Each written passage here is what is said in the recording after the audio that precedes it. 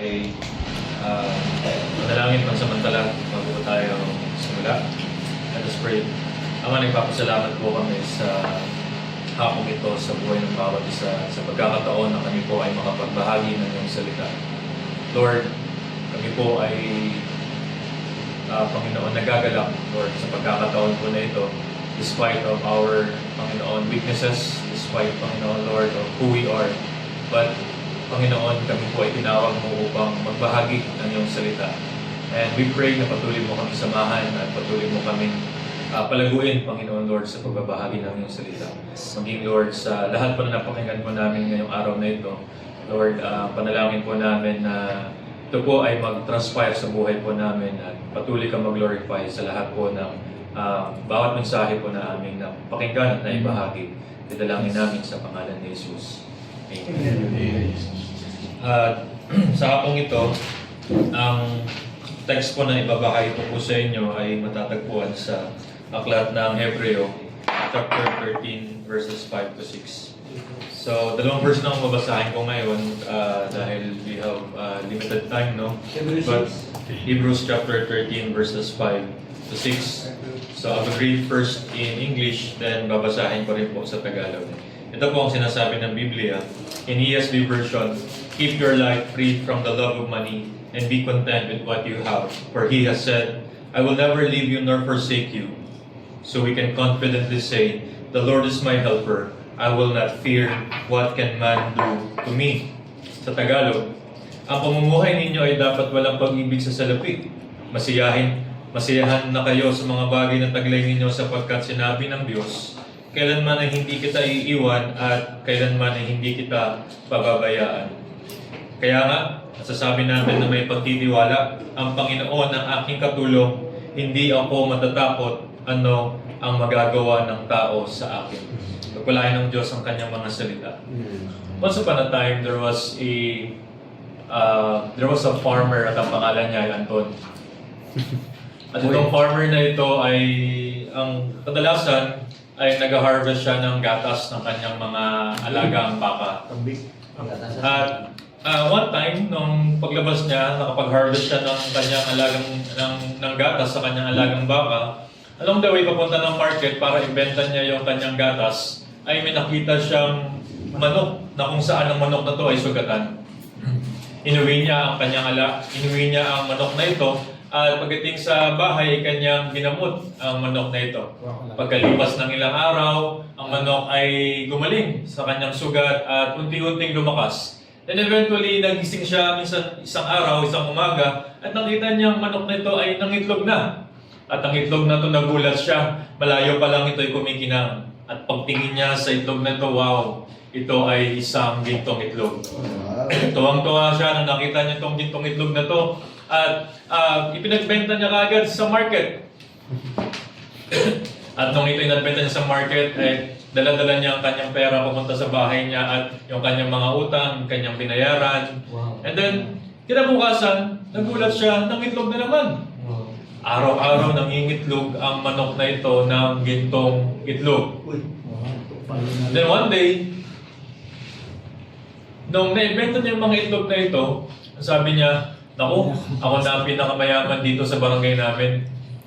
Pero sabi niya, hindi siya nakontento. Sabi niya, gusto ko pang maging pinakamayaman sa aming syudad. Gusto pang maging mayaman sa aming bansa. So, ang ginawa ni Anton ay kinuha niya ang manok na ito. At ang ginawa niya, dahil nga napakatagal, paisa-isa yung paisa-isa yung itlog ng manok eh. Sabi niya, pwede bang isahan na lang ilabas mo para mas maging pinakamayaman ako dito sa aming lugar? So, ginawa niya, dahil kumbaga naiinip siyang maghintay, kanyang hinati ang manok. Pagkahati ng manok, siya'y gulat na gulat. Pagtingin niya doon sa katawan ng manok ay walang itlog. Sayang. Nakakalungkot man. But sa kabila nito, mayroon tayong lesson na mauunawaan. That ang pagiging sakim at pagiging yung discontentment sa buhay, ito po ay masasabi po nating kumbaga ito po ay hindi maganda, lalo na higit sa isang Kristiyano.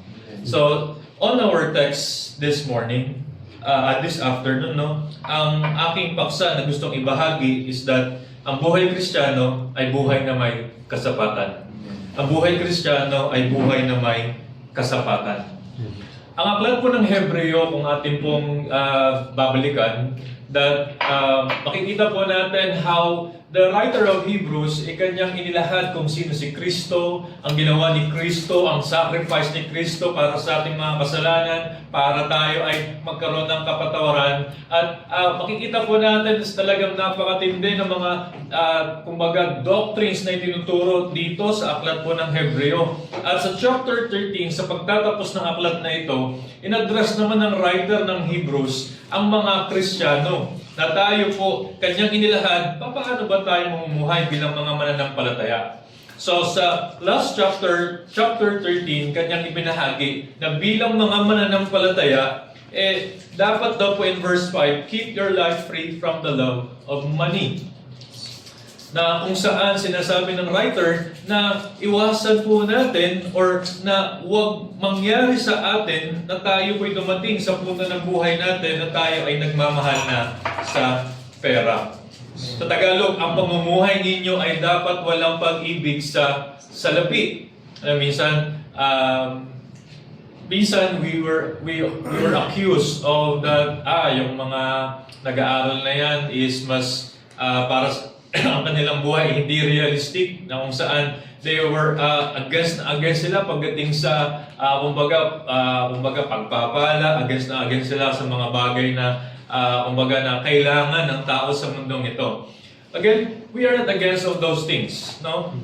Lahat ng yan ay kaloob ng Diyos. Ang lahat ng ginawa ng Diyos ay mainam. But ang pagmamahal po sa mga bagay sa mundong ito, higit sa lahat sa salapi, ito po ay hindi mabuti at ito po ay kasalanan. So kung titingnan po natin dito sa verse 5, ang pamumuhay ninyo ay dapat walang pag-ibig sa salapi. Very clear na sinasabi niya dito, hindi ito isang suggestion lang, but ito po ay isang utos na bilang mga mananampalataya, this is how we live.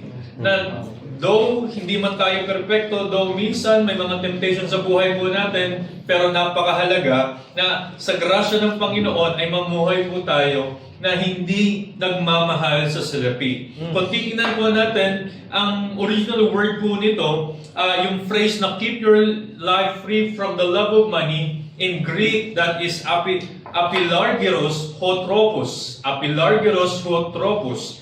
Ang ibig sabihin ng apilargeros, in English, let be without covetousness ho your tropos manner of life. So, ang gusto niyang i-convey na mensahe dito, let be without covetousness your manner of life or the way we live. Amazingly, the new translation or the modern translation, it-translate ito na keep your life free from the love of money. But the original text ay sinasabi niya that keep your life from covetousness. Sa Tagalog po, ano po yung Tagalog ng covetousness? Paghahangat ng mga bagay na pagmamay-ari ng iba nang hindi sa'yo. So, sa madaling sabi, anong connect nito ng pagmamahal sa pera at paghahangad ng mga bagay na hindi sa'yo? At ang root niyan ay makikita po natin eventually sa mensahe that yung discontentment, the root of discontentment is our unbelief. Okay? So, but on the text, we can draw a main point. Okay? Number one is that ang buhay Kristiyano ay buhay na may kasapatan. Bakit? Dahil ang Diyos ang ating kasapatan. Amen. Ang buhay Kristiyano ay buhay na may kasapatan dahil ang Diyos ang ating kasapatan. Amen. Contentment is not natural to mankind. The reality is, ang contentment ay hindi natural sa isang tao. Kanina po kumain lang tayong sarap ng pagkain natin. Amen. Meron tayong beef, meron tayong may dilis pa, and then meron pang ang tawag doon? May kimchi pa, di ba? Then after natin kumain, maya-maya, naglabas ng green peas, kain na naman tayo. Di ba? Nakaraang Saturday, katapos kumain dito, si Anto si Anto na nakahanap ng gintong itlog, nagpakain pa rin ng lomi nakaraang Sabado. Makikita po natin, no, that even we, in our physical body, no, na yung contentment hindi talaga natural sa atin. If contentment is not natural to us, then we need an outside force. We need something or someone that can give us contentment. That's why contentment, the only source of contentment is God alone, Christ alone. Ang sabi nga po dito, no, Ecclesiastes chapter 6 verse 7, all toil of man is for his mouth, yet his appetite is not satisfied. Ang Ecclesiastes po ay part of the wisdom book. Na makikita po natin, no, sa wisdom book na kapag sinunod natin yung wisdom book, ang pangako nito ay tagumpay sa buhay. Pangako nito ay maayos or kumbaga gabay sa buhay po natin. At sinasabi po ng mga ngaral na ang sabi niya, or ng guro dito sa Ecclesiastes, na ang sabi niya na ang lahat ng ating pagpapagal ay para sa ating mga bibig, yet kahit man ito'y pinuno natin, hindi pa rin tayo satisfied. Again, contentment is not natural to mankind.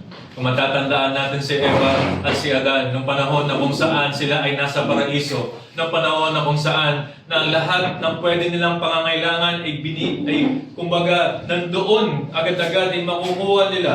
But nung si Eva at si Adan ay na-deceive ni Satanas, nakita po natin, no, na sila ay nagkasala, and one of the ingredient of that committed sin is discontentment or disbelief from the Word of God. In Exodus chapter 20 verse 17, about the covetousness, which is part of the moral law, sabi ng Bible, you shall not covet your neighbor's house. You shall not covet your neighbor's wife, or his male or female servant, his ox or donkey, or anything that belongs to your neighbor. So wag daw po natin pangnanasaan ang pamamayari ng ating kapwa. Hindi sinasabi na, don't get me wrong when we say this, no, na kapatid, kung ito ba ay kumbaga pagpapakahulugan din ba na hindi na tayo mangangarap pa? Pagpapakahulugan din ba to na hindi na tayo magsisikap pa sa buhay para magkaroon tayo ng mga bagay sa mundong ito na in a way pinagkaloob naman ng Lord? Ang verse na ito ay nagsasabi na hindi magsisikap, but ang verse na ito ay nagsasabi na kung saan ay ang pagkukovet, pagnanais ng mga bagay na hindi sa atin. Why? Dahil ang verse 17 at verse 3 ng Exodus ay magkaugnay. The first commandment and the last commandment of the moral law, ito po ay magkaugnay. Ang sabi ng verse 3, you shall have no other gods before me. Ano ibig sabihin yan? Isang profound statement from John Piper na ang sabi niya, have you ever considered that the Ten Commandments begin and end with virtually the same commandment? You shall have no other gods before me, Exodus 20 verse 3, and you shall not covet, Exodus 20:17, are almost equivalent commands. Coveting is desiring anything other than God in a way that betrays a loss of contentment and satisfaction in Him. Covetousness is a heart divided between two gods. So Paul calls it idolatry. Yan po yung sinabi, kinote ko po yung sinabi ni John Piper. Again, kadalasan dinadownplay natin ito bilang mga Kristiyano ang discontentment. But in reality, discontentment will always take away the joy in our heart. Discontentment will always take away the peace in our heart. In reality, there are lots of Christians right now, even us, we are experiencing discontentment in daily basis, no? Minsan, because of the social media, because of the things of this world, minsan naisip natin, makita natin, sarili natin, kumbaga na one day mafe-feel na lang natin, ako parang hindi ako kontento ngayong araw na ito. Parang naghahangad ako ng kung ano-ano. Diba? Kaya nga lumabas iPhone 16, lumabas ang iPhone 16 ngayon. Di ba? And then, ilang buwan lang, lalabas naman ng iPhone 17. So ang tao, basta't may bago, ay bibili yan because of the discontentment. Na kung saan pwede natin sana magamit yung mga resources na yon para sa kaharian pa, para sa kalwalatian ng Diyos. Note, covetousness is desiring something so much that you lose your contentment in God. Hindi lang ito paghahangad ng mga bagay ng pagmamayari ng iba, but ang covetousness na kung saan binanggit doon sa verse 5 na ito yung pagdidesire ng napakatindi sa ibang bagay na kung saan nawawalan na ang contentment mo sa Diyos. For example na lang, let's say, sports na lang.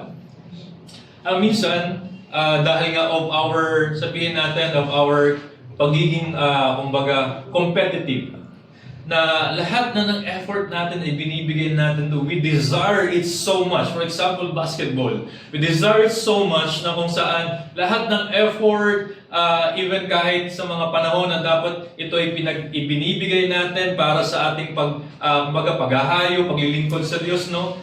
Nauubos ang oras natin doon at eventually, nawawalan tayo ng contentment sa Diyos. Why? Because we desired so much at nakalimutan natin na kung saan ang Diyos talaga ang siyang magpupuno sa atin. Again, the source of contentment is God alone. Ang sabi ni Thomas Watson, discontentment is nothing but an echo of our unbelief. Remember, distrust is worse than distress.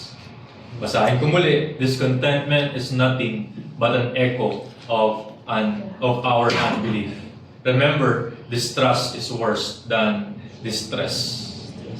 The very root of our discontentment is our unbelief sa Diyos.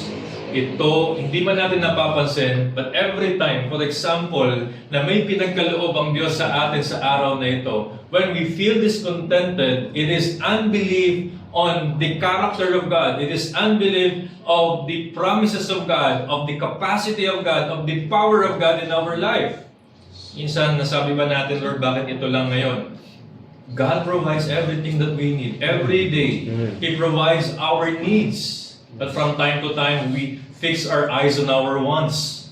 Diba? Lord, kailangan ko ng mas gusto ko yun, Panginoon. But hindi ba natin nakikita na ang Diyos ang siyang nagkakaloob ng ating pangangailangan araw-araw? When we say, Lord, kulang ito, it is simply saying na we are not believing in the sovereignty of God, in the providence of God. When we evaluate ourselves, kapag dumarating tayo sa mga panahon na tayo ay discontented sa buhay natin, then we are just simply saying to God, Lord, you are not enough. And we also saying that, Lord, you are not sovereign in my life. Ang sabi ng Belgic Confession, Article 13, we believe that this God, this good God, after creating all things, did not abandon them to chance or fortune, but leads and governs them according to His holy will, in such a way that nothing happens in this world without God's orderly arrangement.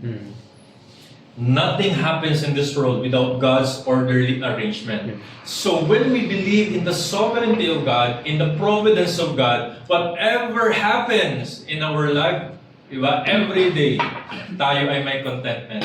Tayo ay may kagalakan, may kapayapaan. Dahil anumang bagay sa mundong ito, bago itong mangyari, nandoon ang pagpahayag ng Panginoon. So kung pinayagan ng Panginoon na ang bigas na lagyan sa bigas natin ngayong araw ay 1 kilo lamang, then we will be contented on that. Kung pinayagan ng Panginoon na hindi natin nakuha yung 50 pesos kanina, then we will be contented on that. Mga kapatid, it is ito ay parang sabihin natin simpleng topic lamang, or sabihin po natin ay napakapayak na paksa lamang, pero hindi natin napapansin na itong paksang ito ay patuloy na nagki-creep in sa ating mga puso't isipan, at ito kadalasan ang nag-aalis sa atin ng kagalakan natin, or minsan ito ang naglalayo sa atin sa ating paglilingkod sa Panginoon. The discontentment in life. Kaya nga po maraming nasirang relasyon, maraming nasirang pamilya, maraming nasirang simbahan, maraming nasirang negosyo, kumpanya because of discontentment in life. Sa pagpapatuloy ng Article 13, this doctrine gives us unspeakable comfort since it teaches us nothing can happen to us by chance, but only by the arrangement of our gracious Heavenly Father, who watches over us with fatherly care, sustaining all creatures under His Lordship. Sustaining us under His Lordship. That's the doctrine of providence. So God is sovereign, and in His providence, He maintains us, He sustains us. Then every day, we will be contented on what we have. I'm not saying that we will not pursue, I'm not saying that we will not give effort. Natutulog na lang tayo, hihiga na lang tayo because kontento na tayo sa pinagkaloob ng Diyos sa atin sa araw na yun. Yes, we have to work. Yes, we have to work hard. Yes, we have to labor things. But whatever on that specific time, on specific date, ano man ang pinagkaloob ng Lord sa atin, kontento tayo doon. And we will not covet other things. Hindi natin paghahangadan ng masama ang bagay na pagmamayari ng ating kapwa. Yes. In application, sa mga oras na tayo ay punong-puno ng kakulangan sa ating puso at inggit sa ating paligid, lumapit tayo sa Diyos dahil Siya lamang ang tunay na makakapuno sa atin at lubos na magtiwala na Siya ay mabuti sa Kanyang panukala sa atin. Alam, minsan, discontentment is a question of the goodness of God. It's a question of the character and attributes of God. Lord, you are not good. Bakit ito lang ang binigay mo sa akin? Lord, you are not good. Bakit itong sitwasyon ko ngayon? Bakit ang iba maganda ang sitwasyon nila? Bakit ang iba hindi naman sila naglilingkod sa iyo, pero bakit ang ganda ng sitwasyon nila? You are not good. You are unfair. Kaya nga maraming ayaw tumanggap sa doctrine of election because there is a presupposition that there is evil in God. At mga kapatid, kung titingnan po natin that God in His sovereignty, in His providence, in His character, that there's no evil na manggagaling mula sa Diyos. Amen. That's why whatever God has given us, God is holy in His goodness. Anuman, saan man tayo ngayon, anuman ang meron tayo ngayon, sino man tayo ngayon, anuman ang ginagawa natin ngayon, then that is, may pagkilos ang Diyos diyan, and that is good, even if it seems para sa atin ay hindi maganda. Our perspective in life, our viewpoint in life is limited. Yes. Ang nakikita lang natin ngayon, hindi nga natin makita ang araw ng bukas, hindi natin makita ang next week, ang next month. But God sees everything from the beginning until the end. Yes. Then who we are to question the goodness of God? Yes. Then who